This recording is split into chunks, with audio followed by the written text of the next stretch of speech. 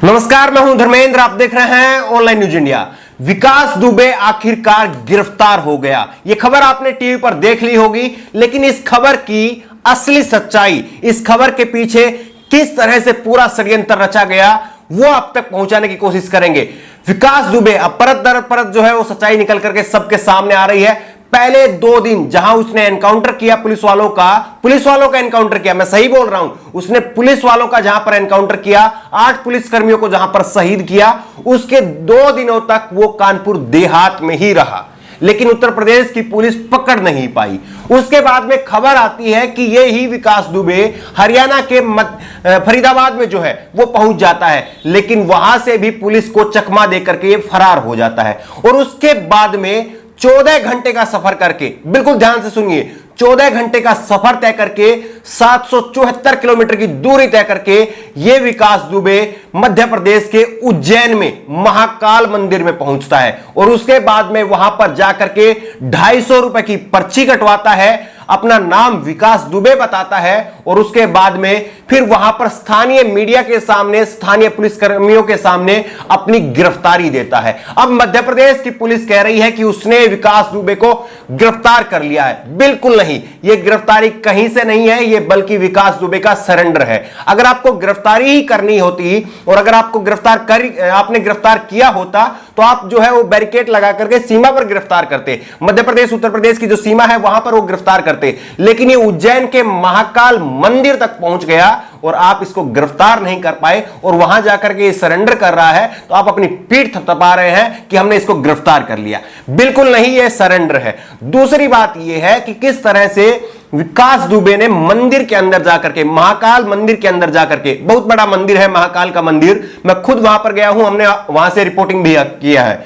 महाकाल के मंदिर में जाकर के ये विकास दुबे गिरफ्तारी अपनी देता है। साफ तौर पर पूरा प्लान था विकास दुबे का। विकास दुबे का अगर आप चेहरा देखें तो ना कहीं से खौफ है, ना सिकन है, ना कहीं से कोई डर है। ऐसा लगता है कि उसका पूरा प्लान था और उसके प्लान के तहत विकास दुबे ने अपनी गिरफ्तारी दी है। और उसने पूरा प्लान किया था कि मैं मंदिर के अंदर जाऊंगा और ऐसे समय में जाऊंगा जब मंदिर के अंदर अच्छी खासी भीड़ हो, तो पुलिस चाहकर भी उसका एनकाउंटर नहीं कर पाएगी। और अब उसकी गिरफ्तारी हो गई है, और गिरफ्तारी होने के बाद में ऐसे में उसके एनकाउंटर की संभावना बिल्कुल खत्म हो जाती है, क्योंकि अगर इस समय अगर अब उसकी पुलिस में जो है वो एनकाउंटर करती है तो ये कस्टोडियल डेथ मानी जाएगी, ये एनकाउंटर नहीं माना जाएगा। तो एक पूरी तरह से प्लान था।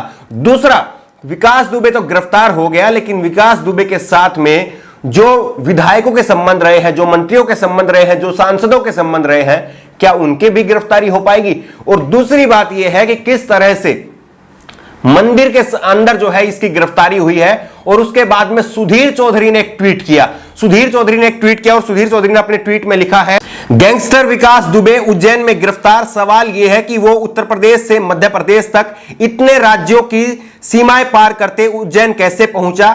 सुना है कि महाकाल के दर्शन करने पहुंचा था, लेकिन भगवान ने सही जगह पर पहुंचा दिया। देखिए किस तरह की रिपोर्टिंग जो है वो टीवी पर हो रही है। मंदिर के अंदर विकास दुबे की गिरफ्तारी हुई है, और अब यही मीडिया कर्मी, यही जो गोदी मीडिया के जो एंकर हैं, ये कह रहे हैं कि भगवान ने सही जगह पर पहुंचा दिया। पहला सवाल तो यही उठता है कि आपकी पुलिस प्रशासन फिर क्या झक मारने के लिए है? अगर भगवान ही सारा काम करेंगे तो पुलिस प्रशासन क्या झक मारने के लिए रखी हुई है सरकार ने? उसको जो है वो खत्म करे। दूसरा सवाल यह है कि किस तरह से ये लोग कह रहे हैं कि भगवान ने सही जगह पर पहुंचा दिया, मंदिर के अंदर गिरफ्तारी हुई है। सोचिए थोड़ा सा इसका उल्टा सोचिए कि अगर विकास दुबे का नाम जो है विकास खान होता और मंदिर की जगह इसकी गिरफ्तारी मस्जिद से होती, तो यही गोदी मीडिया के एंकर किस तरह से अभी तक हल्ला काट रहे होते कि मंदिर के अंदर, मदरसों के अंदर आतंकवादी पैदा होते हैं, उनका जखीरा जो है वो मस्जिद के अंदर पाया जाता है। लेकिन उज्जैन का मामला है, इतना पवित्र मंदिर है, मैं खुद भी गया हूं, मेरी भी आस्था है, लेकिन किस तरह से हमारी जो प्रतिक्रिया होती है, हमारी मीडिया का जो नजरिया होता है, हमारे सरकार का जो नजरिया होता है, वो किस तरह से अलग अलग होता है जब मंदिर में किसी की गिरफ्तारी होती है और जब मस्जिद में किसी की गिरफ्तारी होती है। लेकिन सवाल यह है कि किस तरह से उत्तर प्रदेश में बीजेपी की सरकार, हरियाणा में आया तो हरियाणा में बीजेपी की सरकार, और उसके बाद में मध्य प्रदेश में गया तो मध्य प्रदेश में भी बीजेपी की सरकार। क्यों आखिरकार ये राजस्थान में नहीं गया? क्यों आखिरकार ये पंजाब में नहीं गया? क्यों आखिरकार ये जो है वो नेपाल की तरफ नहीं गया? क्योंकि बीजेपी की सरकार थी, इसीलिए बीजेपी के शासित राज्य उत्तर प्रदेश, हरियाणा और उसके बाद में मध्य प्रदेश, इन्हीं में यह घूमता रहा। पूरी तरह से सरकार और सरकार के जो अंदर के बैठे हुए नुमाइंदे, मंत्री, विधायक, सांसद, उनकी सह जो है इसको प्राप्त थी, उनका संरक्षण इसको प्राप्त था और उन्हीं के दिशा निर्देश पर यह चल रहा था। और अगर यही जो है वो राजस्थान में अगर गिरफ्तार होता तो आपको मालूम है क्या होता? राजस्थान में अगर गिरफ्तार होता तो राजस्थान की पुलिस, क्योंकि ये कानून है, ये कानून ये कहता है कि अगर किसी मोस्ट वांटेड की गिरफ्तारी किसी दूसरे राज्य में होती है तो उस राज्य को, जो संबंधित राज्य है, उसको सौंपना होता है। लेकिन जिस राज्य में गिरफ्तारी हुई है वहां की पुलिस भी उसको रख सकती है कुछ दिन के लिए अपनी रिमांड में और वहां पर उससे पूछताछ कर सकती है। तो अगर यह राजस्थान की तरफ भागा होता और राजस्थान में गिरफ्तार हुआ होता तो राजस्थान की पुलिस इससे पूछताछ करती और राजस्थान की पुलिस इससे वो तमाम राज उगलवाने की कोशिश करती जो राज इसके अंदर है। लेकिन ये राजस्थान में नहीं गया क्योंकि वहां पर कांग्रेस की सरकार है। ये गया तो गया हरियाणा में, गया मनोहर लाल खट्टर, बीजेपी की सरकार। उसके बाद में उज्जैन में, मध्य प्रदेश में गया जहां पर बीजेपी की सरकार। क्यों? क्योंकि फिर वहां पर जो है एक दूसरे राज्य का जो समर्पण, ये जो कैदी का जो समर्पण करना होता है वो फिर आसानी से हो जाएगा, उसमें कहीं पर कोई दिक्कत नहीं आएगी। और दूसरे राज्य की पुलिस, अगर कांग्रेस की राजस्थान की पुलिस होती तो वो वहां पर पूछताछ करती। दूसरा एक इसमें एंगल निकल करके आ रहा है, वो एंगल ये भी निकल करके आ रहा है कि आखिरकार उज्जैन के महाकाल मंदिर में ही इसने गिरफ्तारी क्यों दी? क्या ये वाराणसी के किसी मंदिर में जो है वहां पर भी गिरफ्तारी दे सकता था? अगर इसको मंदिर में ही और इस तरह की जगह पर ही जो है गिरफ्तारी देनी थी जहां पर इसका एनकाउंटर ना हो सके, तो फिर ये वाराणसी में, उत्तर प्रदेश में, वहां पर भी जो है अपनी गिरफ्तारी दे सकता था। लेकिन इसने उज्जैन के महाकाल मंदिर में जाकर ही क्यों गिरफ्तारी दी? इसका भी अगर डॉट्स मिलाकर के देखें, अगर इनको डॉट्स को मिलाकर के देखें तो तस्वीर जो उभरेगी वो तस्वीर आपको दिखाई देती है।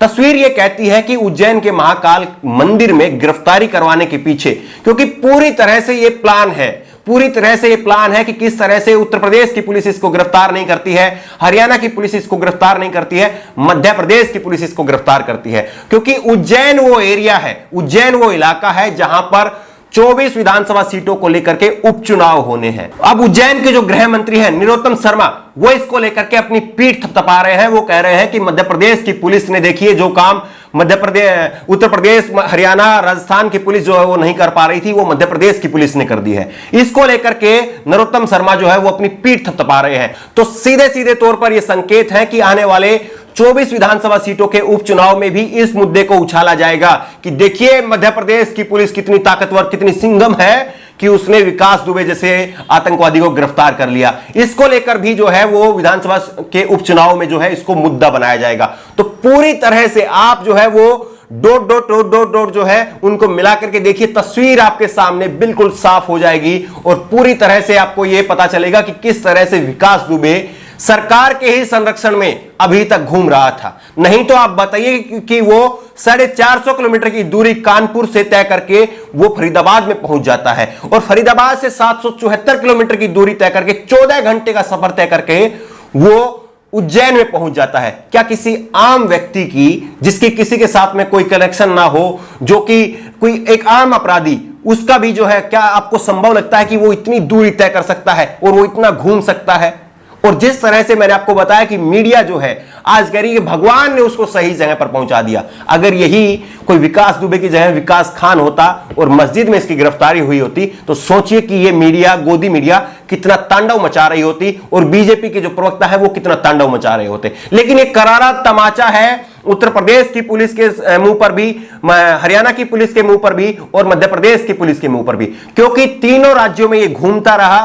तीनों राज्यों में बैरिकेड लगे हुए थे, सीमाएं सील थी। उसके बाद वो किस तरह से घूमता रहा और किस तरह से पुलिस जो है उसको पकड़ने में नाकाम रही, क्योंकि पुलिस को हाथ बांध कर के रखे हुए थे। नहीं तो आप बताइए कि किस तरह से ये खुलेआम घूमता रहा। सीधे तौर पर सरकार के सत्ता के संरक्षण में ये सब कुछ हुआ और सरकार के सत्ता के संरक्षण के इशारे पर ही ये सारा गंदा खेल जो है वो खेला गया। अब सवाल यही है कि जो इसके गुर्गे लगातार एक के बाद एक मारे जा रहे हैं, इसका घर जो है वो तोड़फोड़ कर दिया गया, उसको बिल्कुल नष्ट कर दिया गया, क्या विकास दुबे के नाम पर सारे सबूत जो है वो मिटाने की कोशिश हो रही है। और जिस तरह से अब विकास दुबे की गिरफ्तारी हुई है वो अपने आप में कई सारे सवाल खड़े करती है, लेकिन इसके जो संपर्क में विधायक, मंत्री और सांसद हैं, क्या उनकी भी गिरफ्तारी हो पाएगी? ये तमाम राज जो है इनसे पर्दा उठ पाएगा? सबसे बड़ा सवाल यही है। इस खबर को लेकर के आपकी जो भी राय हो नीचे कमेंट बॉक्स में अपनी राय जरूर दें और इसी तरह की तमाम खबरों के लिए ऑनलाइन न्यूज इंडिया को सब्सक्राइब करें। धन्यवाद।